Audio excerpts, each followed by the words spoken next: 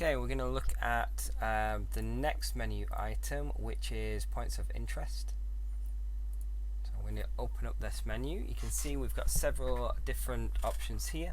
The first one is the assets. I recently moved all the assets, quite a number of the assets across into the spawn menu.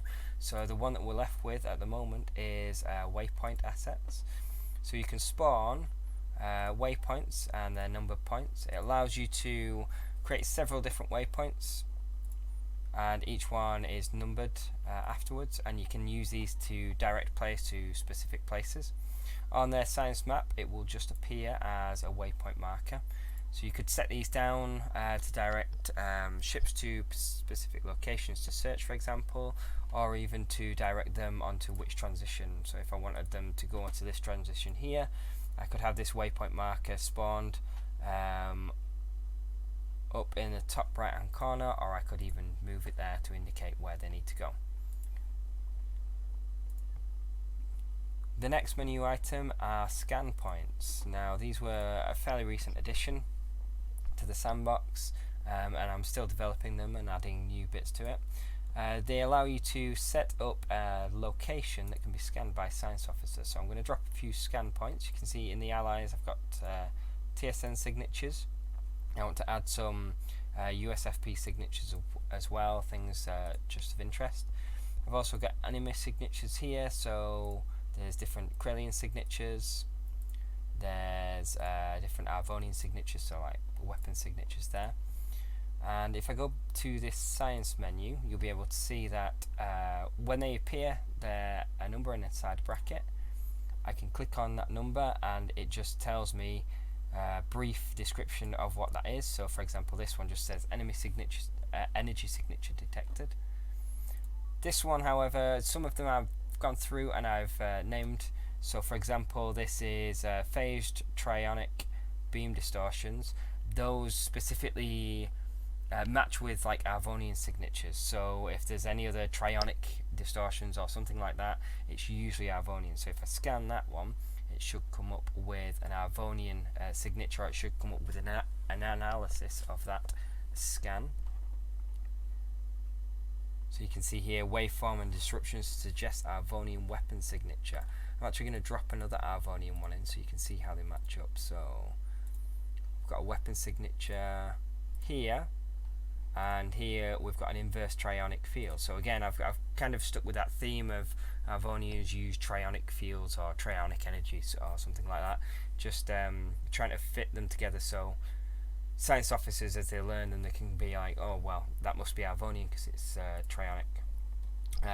This is duotronic ion field. So again, if you scan this, it'll give you some more information as well. Complete. There we go. So this is indications of Krellian power source. Okay. That's the scan points. Next up is debris.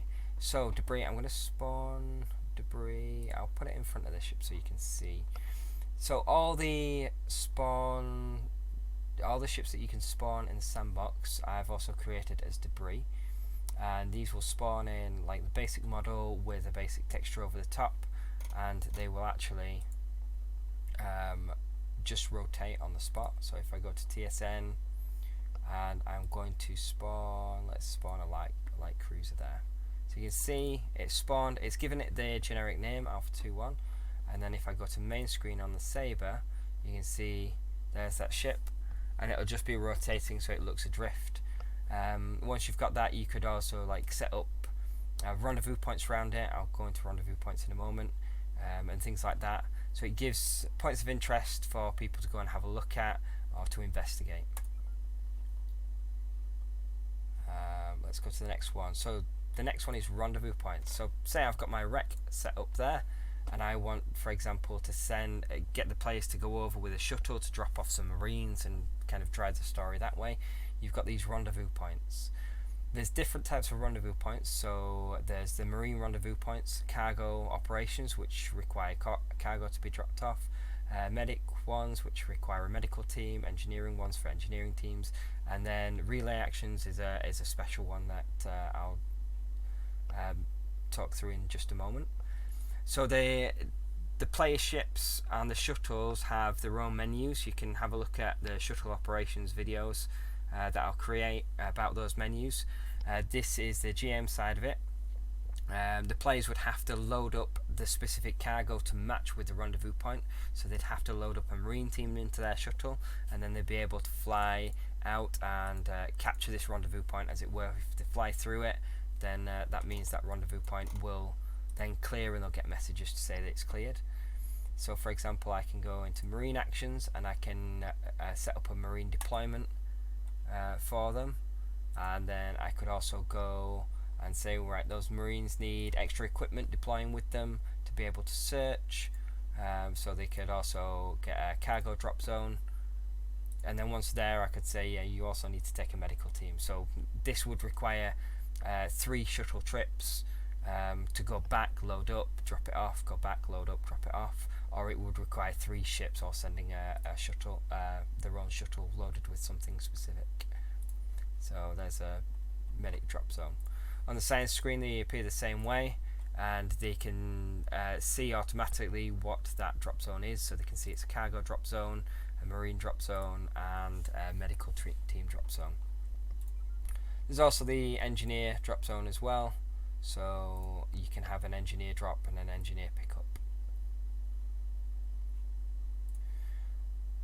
The final one is the relay actions. So by clicking on this, you can have a comms relay or a sensor buoy drop point or a pickup. Now if you go with a drop point, it sets up a marker with the rendezvous point number.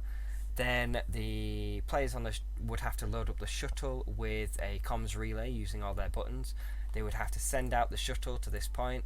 When they get there, the shuttle unloads its cargo, and that rendezvous point disappears, and a comms relay is actually spawned in its place with a generic name.